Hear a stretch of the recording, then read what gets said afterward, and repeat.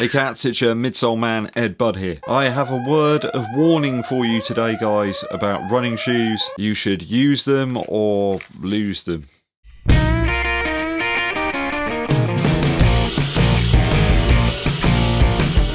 I ventured into my vault of running shoes. I mean, the vault is a spare room with a reasonably consistent temperature. There's not too much humidity or anything. It's just a room, right? Wanting to pick up my pair of the Tempo Nex percent from Nike. Wanted to do a comparison video, this one against a few others, but I found them to be in a sorry state. I think these got used up to like 100 miles, 160 kilometers. So the glue had had time to sort of do its job. It wasn't like they were box fresh or anything. I mean, those shoes I found to be exceptionally durable in terms of the outsole, but when I picked them up from the original box, I noticed that there were some sections that were beginning to detach in terms of the midsole and the upper, and some light pressure, and the whole thing has just completely come to bits. This is the other shoe here, and it doesn't take much effort to, you know, just pull the thing apart. I'm not using a lot of force there, right? Can you hear that? I don't know if you can see that. It's just coming apart, this whole front section. I'm not using a lot of force. You can see the plate in there. And the component sections of this one have just completely come to bits. The front ZoomX part. The glue on the rubber there is just completely dried out, I suppose. You can see here the upper. It kind of looks like one of the track spikes, actually. If you look at it from this angle, almost like the Streetfly 2. And this section of ZoomX is very thin.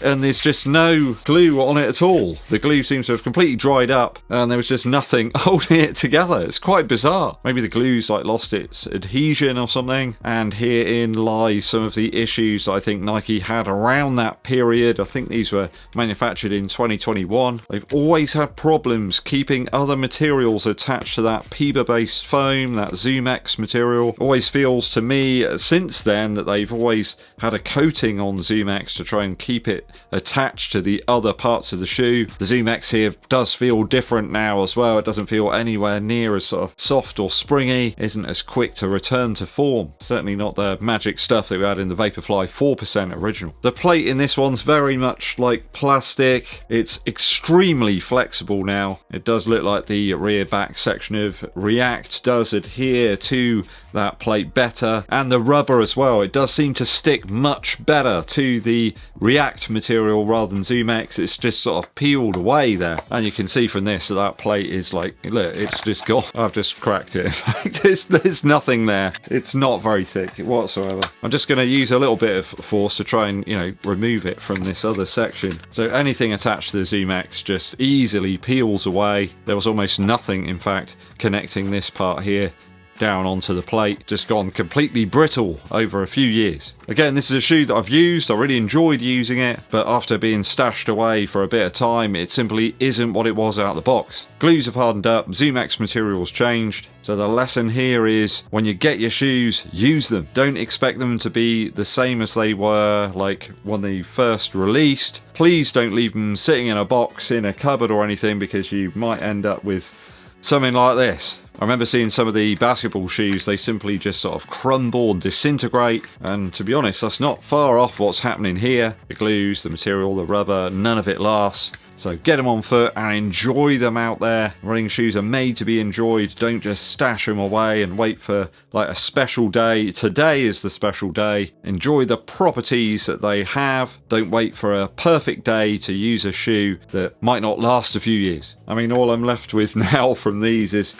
something that I guess you would expect to see in terms of packing foam from a new freezer. So I'm kind of doubting now what other shoes I've got up here that this might have happened to, which other models might suffer the same fate.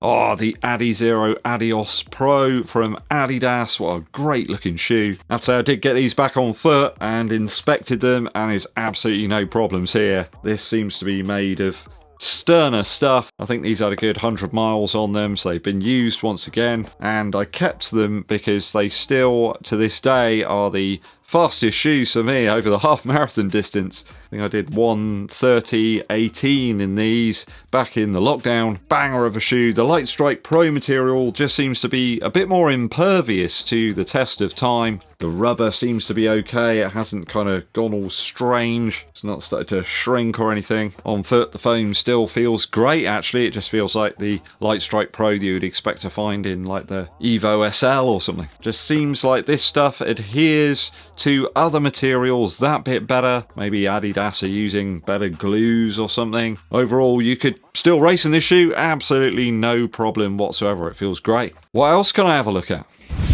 Got a pair of the Vaporfly Nex here. This was the first version. I think this came out in like 2019. Surely these must be on the way to the scrap heap. I'm noticing that the upper is starting to separate a little bit from that midsole. It's all those kind of key areas there where there's a lot of flex. And that material as well is really hardened up quite a bit. Feels kind of really tacky as well. I mean, they seem to be okay. There's certainly a bit more flex to them than I remember. Maybe it's something to do with the mixture of foam materials, but yeah, the midsole seems to have held up okay. Not entirely sure I'd want to race in these now. Maybe adding in those air units and the rubber and the fact that there's like different foam materials, that's had a bit of an effect. But yeah, these do feel weird. The foam feels very strange now. Certainly not like traditional Zoom X. Don't worry, I am going to wash my hands very thoroughly after this. Perhaps it is a bit of a symptom of the COVID period. Some items just don't seem to have been up to scratch as per usual during that time frame. I remember there were some Saucony trail shoes where they had some real issues with the rubber. Pairs of the Gakuso Vaporfly Nex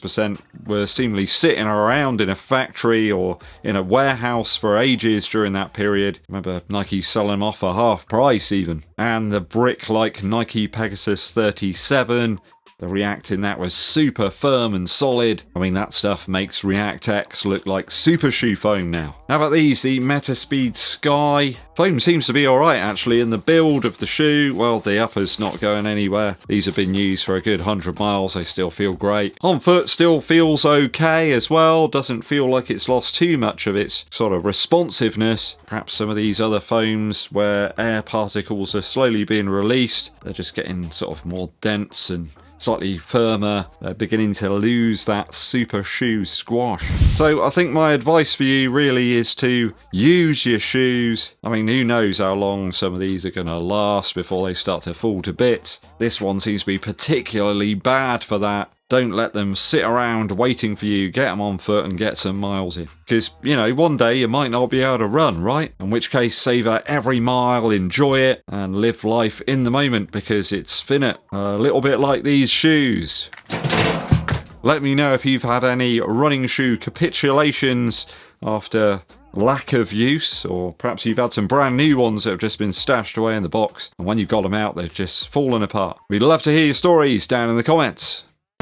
A very quick musical interlude for you. This one comes from Carl Perkins and Friends. It's a rockabilly session. 1986. Eric Clapton, George Harrison, Ringo Starr, and Dave Edmunds. I'll tell you what. There's some of those kind of collaborative live shows that just really don't cut the mustard, but this one's got the rockabilly sound. All of the cats involved appear to have the right sort of mindset here, and the sound is on point. There's a great version of Boppin' the Blues, sang by Carl Perkins himself to kick things off, but loads of other people get involved on the action a bit later on in the album. There's a great version sung by Ringo Starr of Honey Don't, and a superb version of Mean Woman Blues as well, where Eric Clapton sort of lets rip a little bit on the old Stratocaster. Absolutely worth checking out if you like the old rock and roll sound from Carl Perkins and his friends. A rockabilly session. Hit that subscribe button and give this video a thumbs up like. Drop us a comment as well to help with that YouTube algorithm. My name's Eddbud and I'll be seeing you